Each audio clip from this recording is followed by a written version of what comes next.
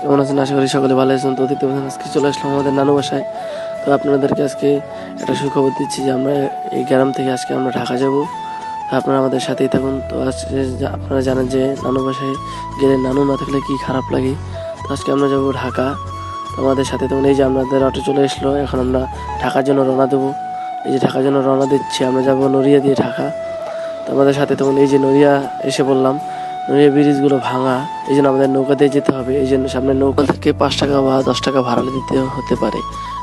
দিনে 5 টাকা, রাত্রে 10 টাকা, এটা ভাড়াটা দিতে হবে। তো আমরা নৌকা পাড়ি দিয়ে বাসে উঠে পড়লাম। তো আমাদের সাথেই থাকুন।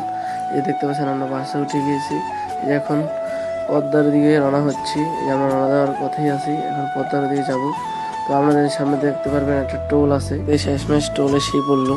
তো এই যে আমরা যাচ্ছি টোলে, আমাদের সাথে পাশে একটা বাস আছে। এখন বাসটাও আমাদের আগে চলে গেল। এই আমরা টোলে বলে এসে বললাম।